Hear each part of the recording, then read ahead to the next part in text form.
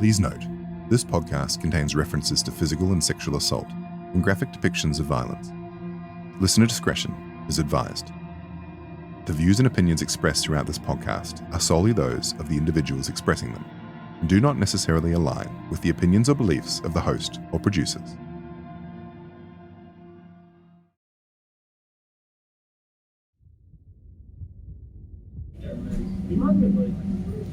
You got to turn around, Ryan.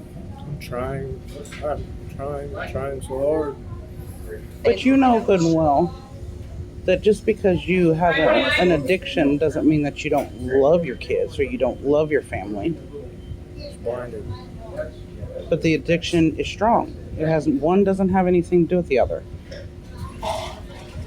And lots of people have varying addictions of all kinds and at all levels. It's up to you to get the help to break that. I tried to go the other day and I feel like the help wasn't going to be there if I didn't come here first. The devil is the one that tells you there's no hope. Jesus is the hope. There you go. Thank you. There's a reason why you were pushed to come here, to reach out. There's a reason. You got to be the one to accept that. You got to be the one to say, you know what, I'm not going to run anymore. I don't want to do the same thing I've always done. It's time that I turn around and I start facing some things. And I start telling some truths. I feel like we all know the truth, but it's a matter of moving on from here. You can't move on from something like We don't know the this truth. if We the don't know truth the isn't being spoken. Right. And as long as everybody else is continuing to let you be the one to take the fall, and as long as you're willing to lay there and let everybody do it for something you may not have done, what happened to Faithe that night? It was the fight.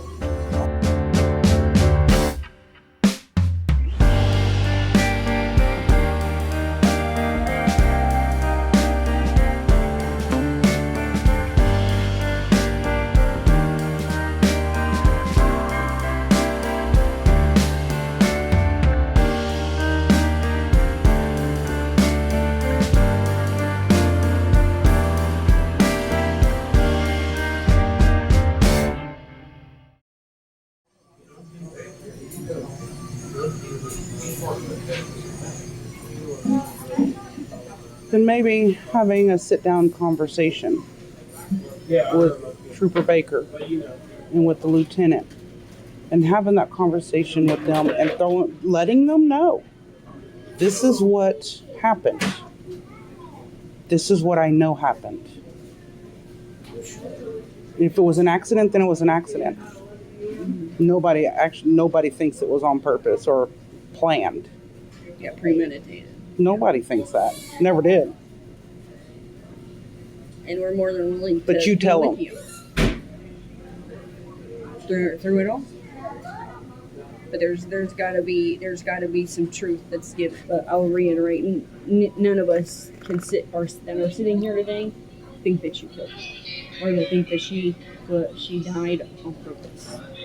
I can tell you right now, like I know wanted to for a teach fact me a she did lesson. not commit suicide, and she was not hit Right. by a car. And that's forensics and science. You know, and we can't argue that. We can't say, oh well, maybe she did, because it literally says she did not. She could not. So then where was that left us for 4 years? Damn near 4 years. But okay, well then there's only 3 other people in that house that know what really happened. And 2 of them are pointing at you. right. And yet you've reached out. Do more. you? Do you think- really understand that? I totally understand. Mhm. I And the understand gravity that of it. everybody that I've done wrong, that she's done wrong, has turned their backs on us. I understand. I get it. And it's because of their own filth and greed, I feel like. I feel like it's because of the filth and greed that the guilt that they wanted to point fingers at me in the first place. And they know that I didn't do it, but they want to say that I did because of my past. And because of the way I've moved since she's been gone and sitting until now, and it's taken me up until I realized my life is over if I don't come and tell you. And I feel like if there's any other questions, then I feel like God is the only one to have the answers. Take the time that you need to think about what we've talked about today. There's far more. There's far more. But I can tell you,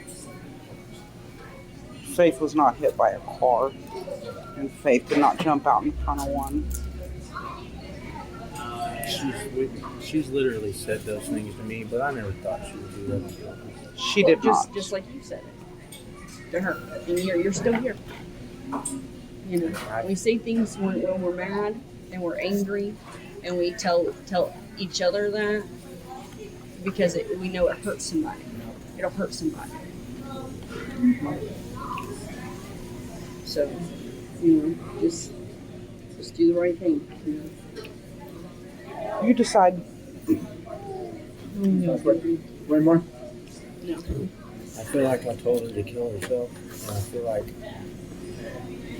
she used that to teach me a lesson, and this is my lesson. Oh, you can scratch that. She didn't make you pay. You know. She didn't make your words true by teaching you that lesson. Because that's not a lesson that she did to herself. So you can let that one go. I'm not trying to dismiss any actions or any accountability on my part. I'm trying to let go of this, and I feel like I can't let go because nobody else can let go.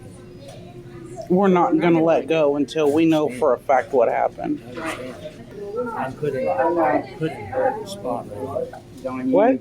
I'm in her spot. I'm in Faith's spot. And the only thing I feel like I can do to make my life right in order to save everything and everybody that I give a shit about is to tell the truth. And that's why I'm here. So what's the truth? That is the truth. And the whole truth. What was the truth? Because you brought up the suicide thing. That's not the truth. That the fight was the only thing that I know about. And when I found her, she was on the opposite side of the road. When I walked up the road, I walked down against truck. It was getting dark. She was walking in the truck. And as I came up on her, she was the last house on that side of the road. I thought she was a bag of trash. And I ran across the street. Nobody would stop. I tried to get plenty of people to stop. Mm-hmm. Nobody would stop. This one truck stopped, and he thought that I said somebody hit my dog or somebody hit my Doberman or something. And so that's what he went and told my mom. And I stood up there in the house that she was closest to. It was far enough that they didn't hear me right away, but I screamed as hollered as loud as I could. I'm so far away, and my voice was but when he finally came outside, he had a phone. I didn't want to leave her there. I didn't want to touch her. So I couldn't do anything but scream and holler. And the one person that stopped thought I said, somebody hit my Doberman. And that's what he went told my mom, and that's when she came up there.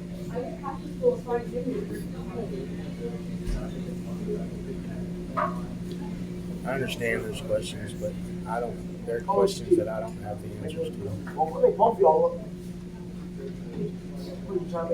I think you have more of the answers than you want us to know. I think you have the answers. I think you know what happened. I think you already hit on it when you said it was the fight. You already made one step. Keep going.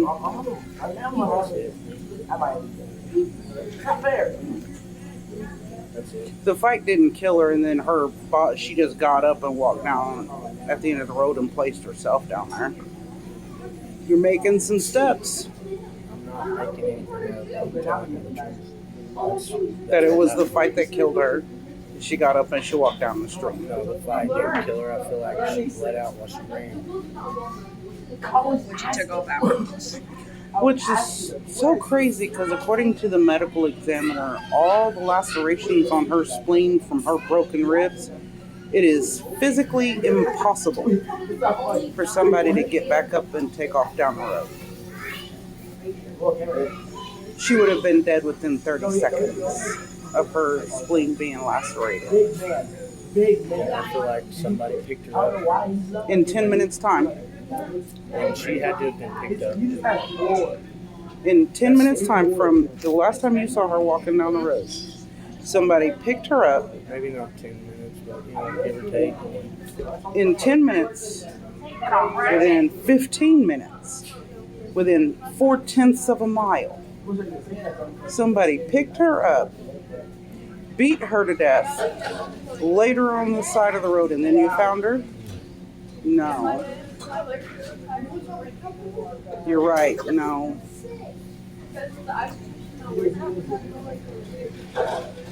And then you wonder why it is that anybody else has a hard time not believing everybody pointing the finger at you. So tell the truth. You were there. I was not there. You were there that evening. Oh, I was there, but I'm saying I wasn't there when it was, you think I placed her on the side of the road. I understand that. I'm the one that told them that. Mm-hmm. That's because of what I seen. And it's because of what everybody else has seen is why they think that it was me that put her there. It wasn't. It wasn't just what everybody else has seen. It's everybody else who was there at the house with you that night who were saying it was you. I couldn't do that. I couldn't do that. So who have you told? Who have you told what you saw? Who have you told what happened that night? Because the only thing you've been saying is you started off with, well, she was hit by a vehicle. No, she wasn't. Well, that's what I thought, but it's because I minimized the fight, and I didn't learn that until I went to rehab. Minimizing things is going to cause, it's a sign of guilt. So you're saying the fight, she was actually killed in the fight? I feel like the fight resulted in her bleeding out, and I feel like she ran, and I feel like that's what happened.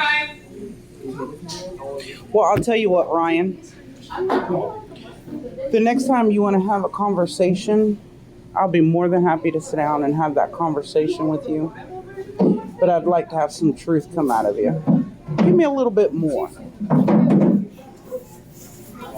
You were there. You was there that night. I know that, but I wasn't there when she got killed. They say she died there. I watched her with my own eyes. Everybody else that was going to the house, they seen her leaving. And those same people are saying that you're the one that did it. Right. That's. So am I sitting here talking to my daughter's killer? Or am I sitting here talking to my daughter's witness? Who am I talking to? Talking to the one that loved her. And I understand. We all loved her. But I want to talk to somebody who knows what happened and is willing to tell me what happened. So am I talking to my daughter's killer or am I talking to my daughter's witness? Which one are you? I'm talking to a witness. What did you witness, Ryan? The fire. Minimizing it is what's brought me here today. You witnessed a fight and you minimized the severity of the fight. So she got into a fist fight with your mother. Ended up with 9 total broken ribs. Several lacerations on her spleen. Internal bleeding. And she got up and walked down there and fell. I mean, was your mother on top of her? Faithe was on top of your mother. They were rolling around. I couldn't tell you exactly. I mean, there was a scuffle in the driveway. See, that's the other thing. Because that's not what your mom said. It was not in the driveway. It was on the porch. And they fell off the porch. Well, at that time, I was still wiping beer out of my eyes. The time it took for them to get into a scuffle, fall off the porch onto the ground, and get up It took you that long to get beer out of your eyes? We didn't just rush outside. She took off after she dumped the beer in my eyes. I sit there wiping my eyes. My mom was already out the door. Faithe was already out the door. And I couldn't see what was going on until they were getting out towards back into the truck. So the fight started from the inside of the house to the end of the truck. I don't know exactly where it started at. I just know where I started at. Where I started at and they started at, I was coming out the door. They were on their way towards the driveway. Scuffling fight. A month ago or so. I feel like some of the scratches could have possibly been from the fight, but I don't want to say that I know it was. You want to say that the scratches that were on her, you want to say that was from the fight? Yeah, but I don't know. Because I couldn't, I didn't examine her when she left. She was already leaving.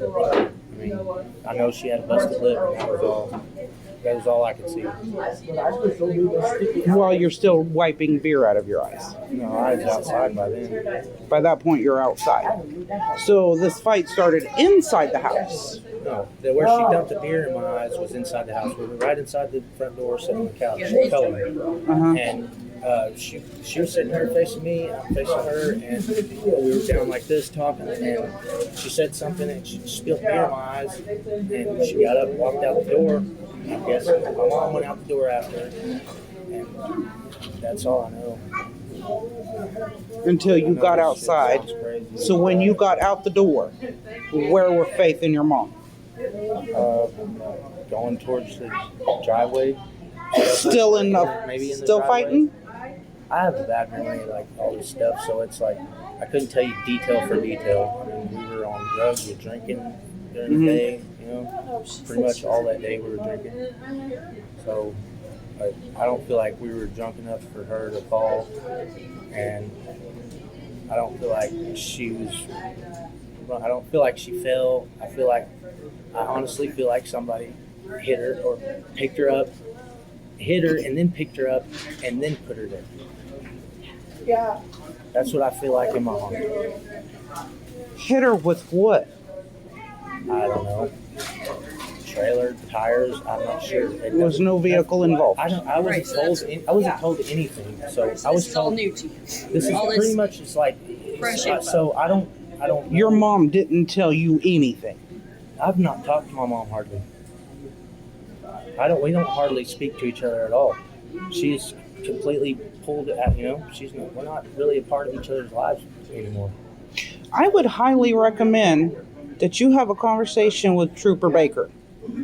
You know him. He's the one that gave you that polygraph test and had that conversation. He's talked to your mother several times. I would highly recommend you have that conversation with him. So you can get in the know. So that you can be fully brought up to speed as to what all's gone on. But I can tell you unequivocally that Faithe did not kill herself, and Faithe was not hit by a vehicle. Faithe was killed at that house, and there was 3 of you there. One of you know. And I believe all 3 of you know exactly what happened. And 2 are pointing at you. You choose. That's probably why you need to talk to him. I don't feel any different. I understand. You want to get on the path to redemption and forgiveness? Start getting on the path to truthfulness and facing what has happened. That's the first major step, and I'm telling you, once you've made that step, the rest of the steps fall in place. It becomes easier every step you take. It's the hurdle. Right. It's going to come to an end where somebody's going to go down for it. But It's coming. everybody in your personal circle, your family circle, your friend circle, they all point at one person. You know, and That's immediately, and you didn't fight it. That's immediately what everybody did in the first place. But you didn't get into But don't altercation to that. But you ain't been saying So, I nothing mean- to defend yourself, neither. I know, it's because I've been automatically accused. That Immediately. doesn't mean that you should take accountability for something you didn't do. If you didn't do it, but you know what happened, say so. I don't know what happened. I wish I did. I wouldn't have been questioning myself as long.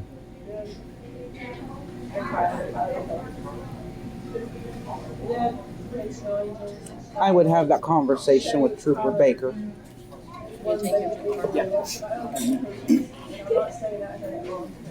I would. Think about it. You really want to turn your life around? You really want to be any kind of assistance when it comes to finding out what happened to Faith?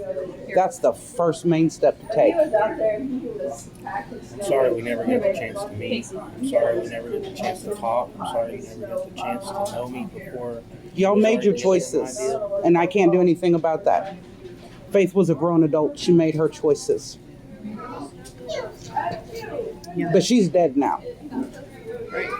But you're still here, and you can make a choice. Make one. Make a choice.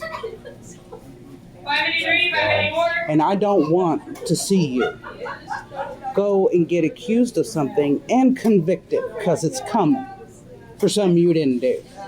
But more than that, I don't want to see your soul go to hell. I just don't, because it's not worth it. It's not worth it. Our time on this planet is a puff of smoke in the grand scheme of eternity. Where do you want to spend it?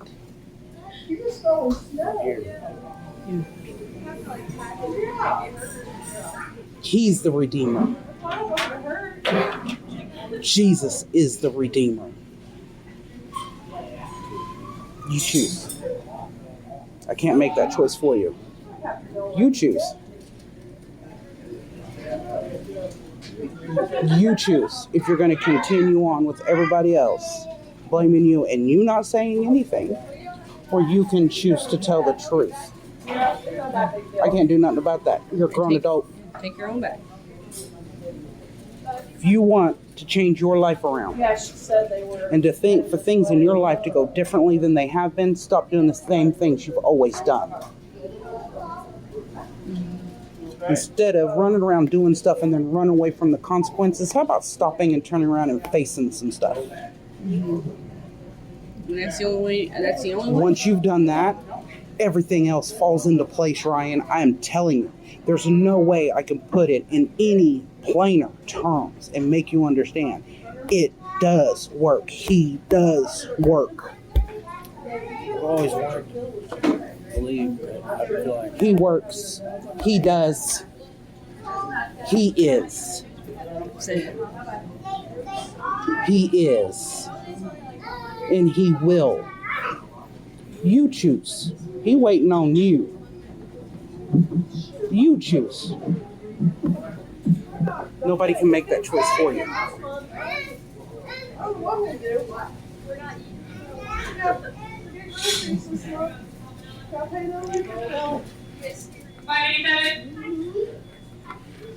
It's crazy.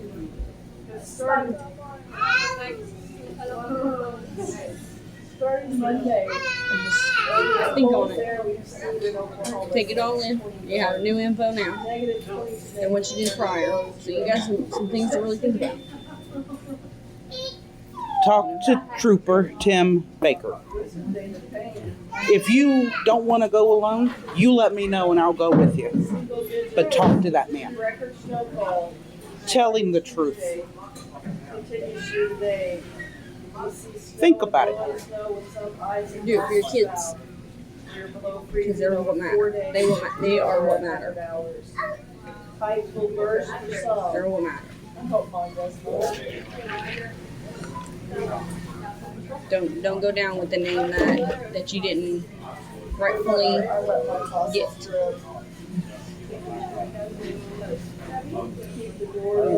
There's nothing else I can possibly tell other than I feel like Then think on it, Yeah. and hopefully we'll hear from you soon. But we have to go now. I appreciate you. Appreciate you wanting to sit down and talk. Really. You know, and we just want answers. That's it. And just somebody to say, hey, it was an accident. And it wasn't supposed to go down like that, whatever it is. Because truth is what sets everybody free. You know? But I really appreciate you coming and talking with us. I know that was a lot for you. Yeah. It was a lot for us.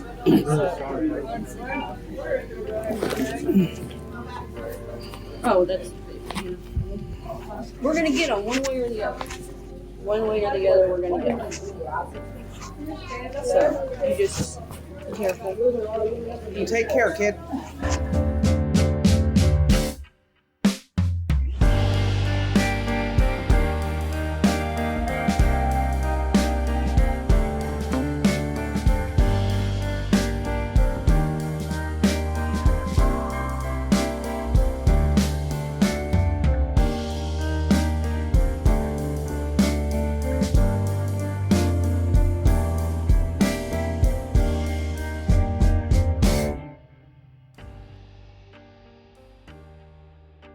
Faithe's case is still open, and her killer or killers have not yet been brought to justice.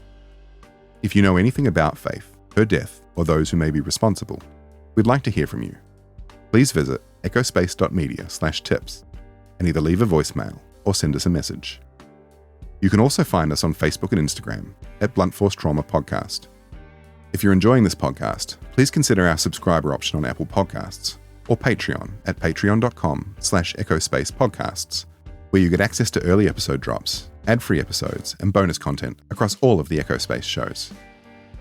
If you'd like to keep up to date with progress on Faithe's case, please visit and follow the Justice for Faithe Ely Facebook page. You'll find a link to it in the episode notes. Blunt Force Trauma is a production of Echospace, written and hosted by Troy Taylor. Executive producers are Troy Taylor, Mark Teruli, and Fred Scherzer. Our main theme song is Lose My Mind by Maya Davidoff, and the show also contains audio content from Moby Gratis.